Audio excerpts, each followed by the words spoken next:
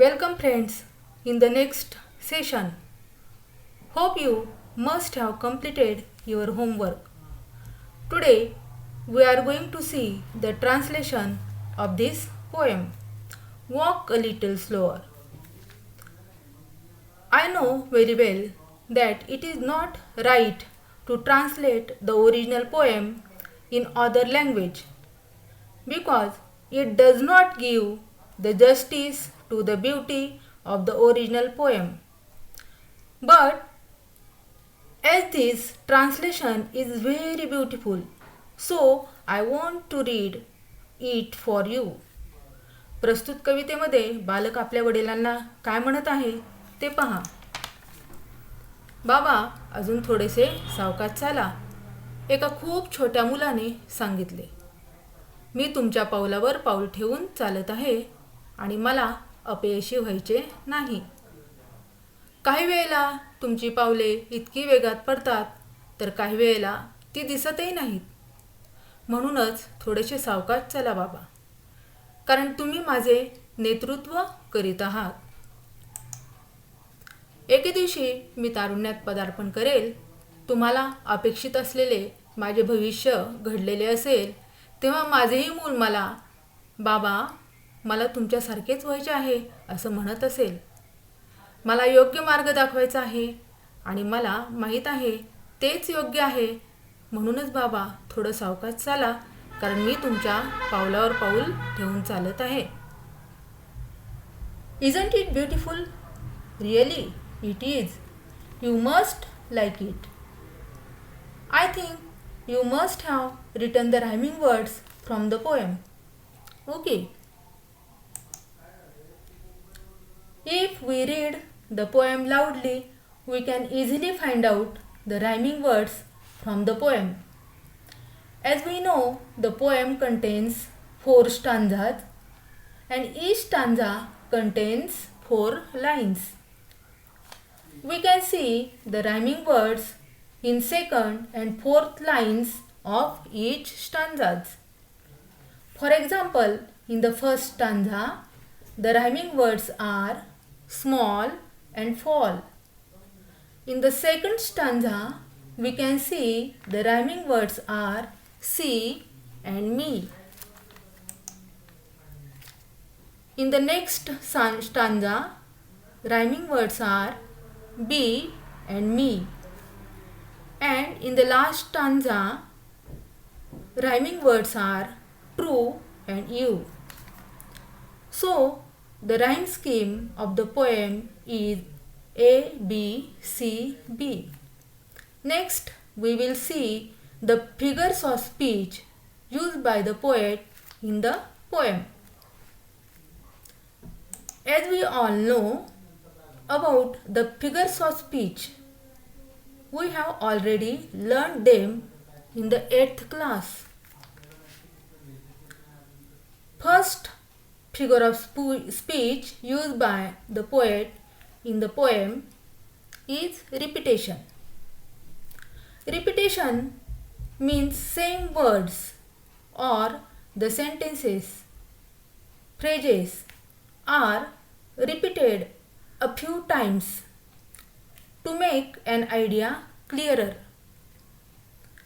कवितेमध्ये ज्यावेळी तेच ते शब्द, वाक्य किंवा फ्रेजेस परत परत वापरल्या जातात त्यालाच आपण पुनरावृत्ती असे म्हणतो, म्हणजेच repetition. Okay, for example we can see in the poem walk a little slower daddy. This line is repeated. Next is alliteration. It means the repetition of similar sounds in a group of words. It is used for emphasis and for giving musical effect to the poem. We can see the example of the alliteration in the line of the poem. Said the little child so small. You can see alliteration used in this line. Yes sound is repeated pleasingly in this line. मराठीमध्ये याला आपण अनुप्रास अलंकार म्हणतो.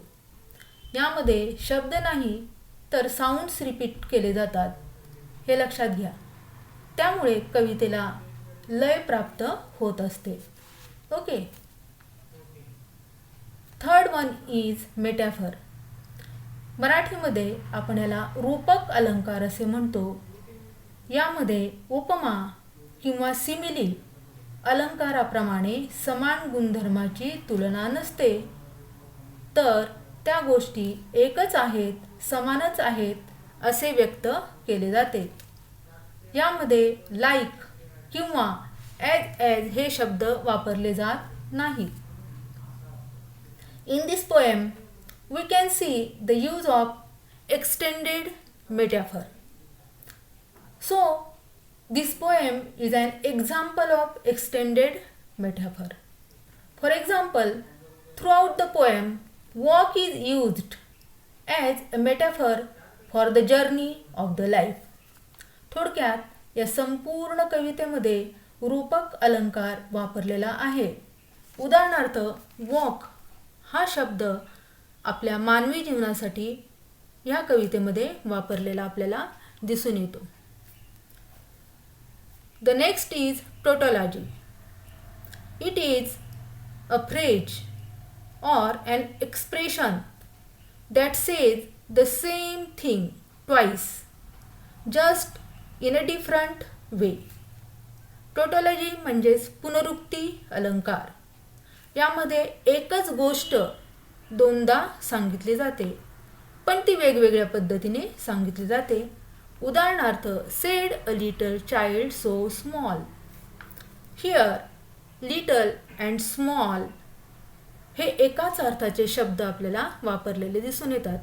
Little and small are two similar words used in one sentences. Okay.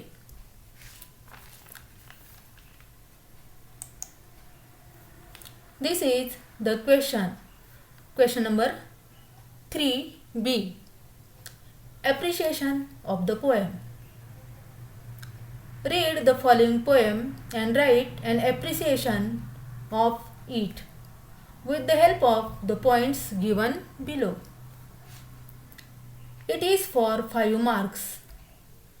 In this question, there are 5 points. First is title, that is for the half mark. Second is name of the poem for the half mark. Third is rhyming scheme for 1 mark. Fourth is figure of speech. You can write anyone for 1 mark. Fifth is theme or central idea of the poem, that is for 2 marks. Total 5 marks. प्रश्नपत्रिकेमध्ये तुम्हाला प्रश्न क्रमांक 3B मध्ये हा प्रश्न दिलेला जातो. Appreciation of the poem. आणि त्याच्यामध्ये तुम्हाला खाली कविता दिली जाते. त्या कवितेच्या खाली दिलेल्या 5 मुद्द्यांच्या आधारे आपल्याला कवितेचं रसग्रहण किंवा ॲप्रिशिएशन करायचं असतं. यामध्ये 5 मुद्दे दिलेले असतात व या 5 मुद्द्यांना 5 मार्क असतात, हे लक्षात घ्या. पहिला मुद्दा आहे टायटल, त्याला अर्धा मार्क आहे. दुसरा मुद्दा आहे नेम ऑफ द पोएट. यामध्ये आपल्याला कवीचं नाव लिहिणं अपेक्षित आहे आणि याला अर्धा मार्क आहे. तिसरा मुद्दा आहे तो म्हणजे राईम स्कीम. ह्यामध्ये आपल्याला rhyming scheme stanza by stanza लिहायची असते. यासाठी आपल्याला 1 मार्क दिलेला आहे, हे लक्षात घ्या. चौथा मुद्दा आहे तो म्हणजे फिगर ऑफ स्पीच. यामध्ये आपल्याला कवितेमधील कोणतेही एक फिगर ऑफ स्पीच लिहायचे आहे. त्यासाठी 1 मार्क आपल्याला दिलेला आहे. पाचवा मुद्दा आहे तो म्हणजे थीम किंवा central idea of the poem. त्यासाठी 2 मार्क दिलेले आहेत. असे मिळून 5 मार्क आहेत. Question number 3B. हा प्रश्न आपल्याला प्रश्नपत्रिकेमध्ये 5 मार्कांसाठी विचारला जातो, हे लक्षात घ्या. नाव we are going to see the appreciation of the poem. On the next slide, I have given you the appreciation of the poem for as an example, so you can understand how to solve this question. We can see the appreciation of the poem Walk a Little Slower. The first point is title. Title of the poem is Walk a Little Slower. It is for half mark. Okay. The poet of the poem is unknown. या कवितेचे कवी कोण आहेत हे आपल्याला माहीत नाहीये, म्हणून आपण अननोन असं लिहिलेलं आहे. ह्याला अर्धा मार्क आहे. Next, rhyme scheme of the stanza is ABCB असलेलं आपल्याला दिसून येतं. Fourth point is figure of speech. As we know, given poem contains 4 figures of speech that are repetition, alliteration, metaphor and tautology.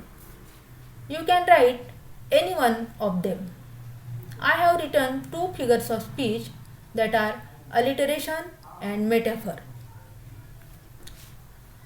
Fifth and the last point is theme or central idea of the poem. As we know, it is for 2 marks, so we should write theme or central idea of the poem thoroughly, but in short manner. Okay, I will read it for you. The theme of or central idea of the poem. The importance of the father as a role model is the central idea of the poem. The child in the poem wants to observe and imitate the life led by his or her father. So the child requests his father to be more considerate towards his or her needs. Hope so you do understood the poem and how to write the appreciation of the poem. Okay. So I want to give you homework on this poem. Solve it in your notebook. Question number 1. Read the poem aloud and put the given words in the proper blanks. या प्रश्नामध्ये तुम्हाला गाळलेल्या जागा भरायच्या असतात. त्यासाठी तुम्हाला ब्रॅकेटमधील योग्य पर्याय निवडून वाक्य परत लिहावी लागणार आहेत. Question number 2. What qualities of your parents or elders would you like to adopt? Question number 2. यामध्ये आपल्याला काय लिहायचं आहे तर आई वडील किंवा वडीलधाऱ्या माणसांकडून तुम्ही कोणते गुण घेताल किंवा तुम्हाला घ्यायला आवडतील ह्याबद्दल तुम्हाला 4-5 ओळीमध्ये माहिती लिहायची आहे.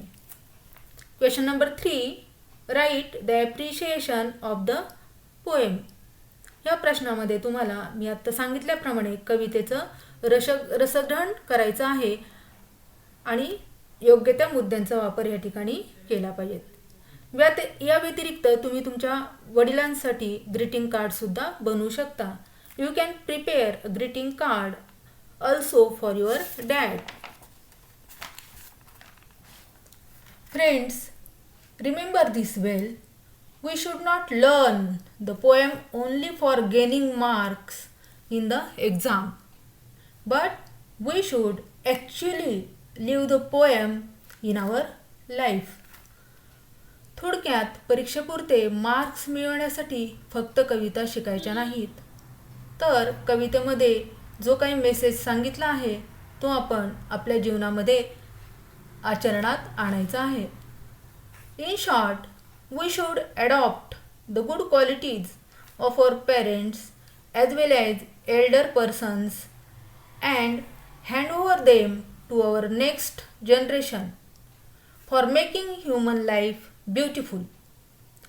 This is what the message we can learn from this poem. Okay, thank you.